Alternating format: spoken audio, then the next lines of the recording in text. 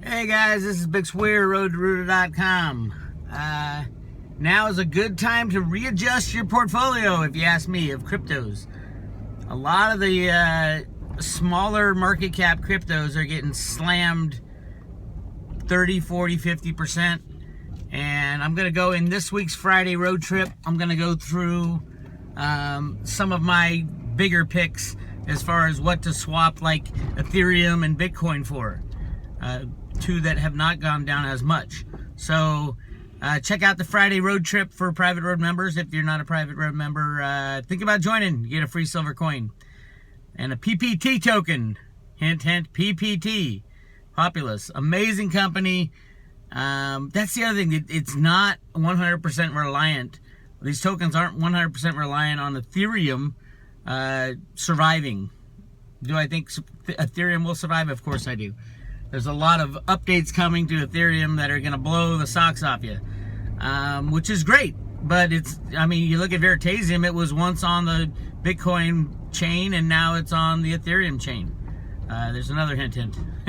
So I'm going to list 4 or 5 that I think are screaming swaps right now to pick up as Bitcoin gets slammed for whatever reason. I don't think this will last much longer. Cliff High put a tweet out saying we're right at the bottom of a crocodile tooth, so get ready for a big run up to 6,800 in Bitcoin. Now's the time to buy. Smart traders buy low and sell high. I don't sell much, but if I do some swapping, it happens in the low parts where some of the smaller cap tokens get slammed.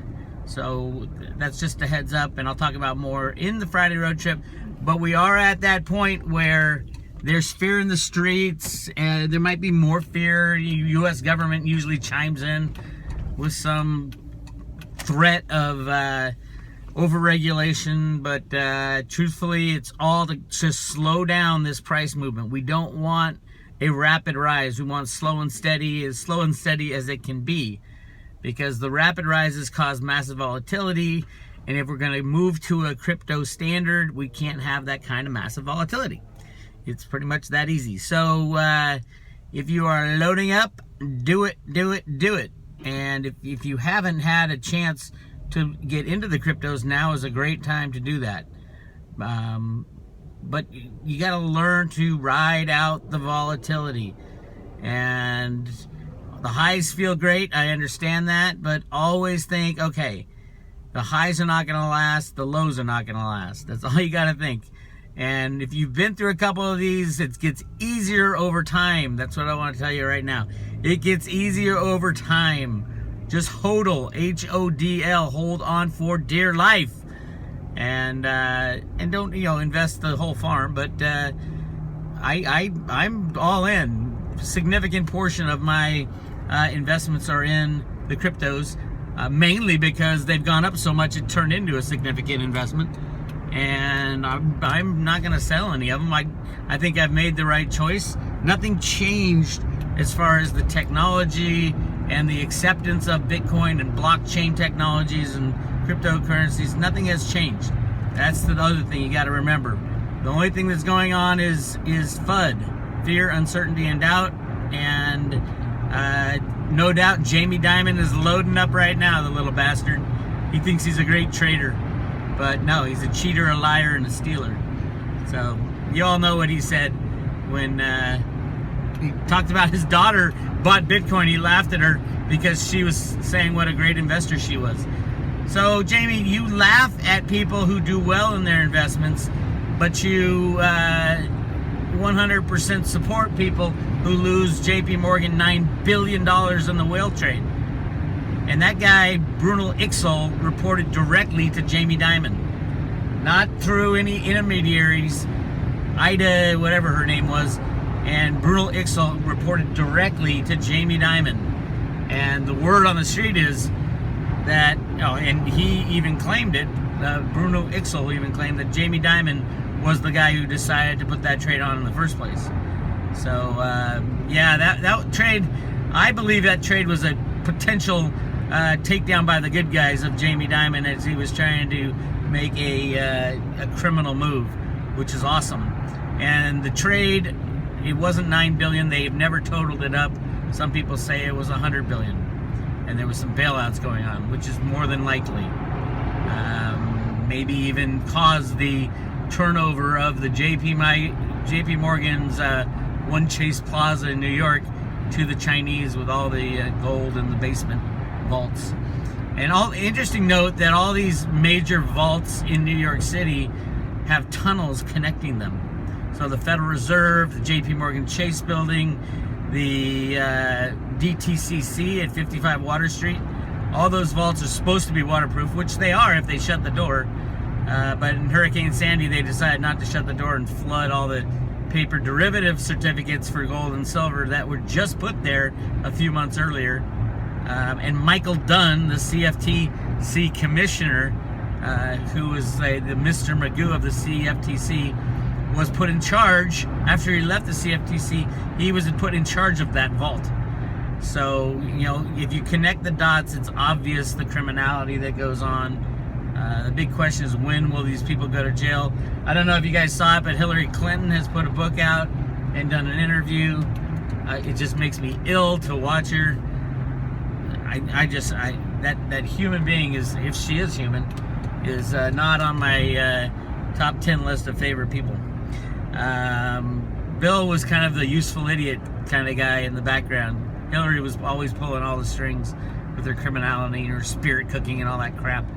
So yeah, she's wrote a book blaming all kinds of people. I find it very interesting that the same day that, you know, she released the book, Bernie Sanders came out and said, hey, I got a new healthcare plan, free healthcare for all. And I think, you know, those of you wanting the system to stay intact, the criminality to stay intact, can say, oh, Bernie is just a socialist. Those of you wanting the system to implode and the criminality to go away, Bernie's got the right idea in that we're going to need to help everybody, including you, the person listening to this video, because you're going to have nothing when the system implodes. Everybody will have nothing.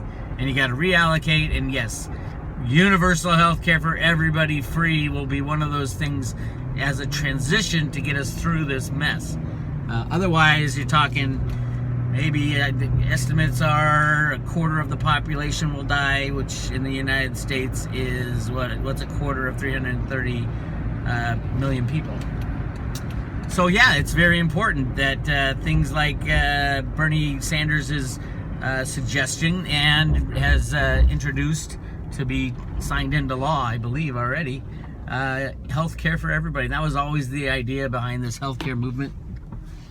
Because they know when the system collapses, the old system won't be there. There'll be no health insurance because those companies will be gone. We need to take out those companies anyway.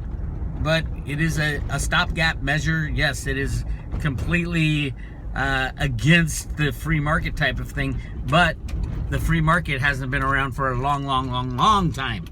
And those who know that when the music stops, and the stock market no longer trades, and your savings account and checking account is gone, drastic measures will be needed. And luckily, Bernie Sanders came in with the correct bill to save the population as far as being destroyed by health. And people currently experiencing health problems will continue to be helped. Without this bill, no, nothing would be available, because the free market was broken a long time ago, and there won't be a free market solution to the healthcare issue when the banks crash, because insurance companies will have no money, doctors, lawyers, hospitals will have no money, nobody will have any money other than the government. So having the government pay for, I would call it emergency healthcare, I think it's a good idea. I mean, you're going to save what over 80 million people by doing that. So way to go, Bernie. And he came out and talked about it exactly the same moment that lying, cheating, stealing Hillary Clinton released her book of the 50,000 reasons why she lost, other than her own fault, other than her being the biggest criminal in Washington. The other 50,000 reasons that had nothing to do with her was the reason she lost. Completely ridiculous, completely sad, and completely Clinton-esque, if that's a word.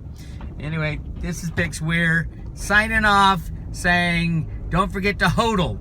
Hold on for dear life when it comes to the cryptos, and check in on the Friday road trip, as I'm going to be pointing out some good swaps, some cryptos that have not fallen all that far, for some cryptos that have huge value that have fallen way too far.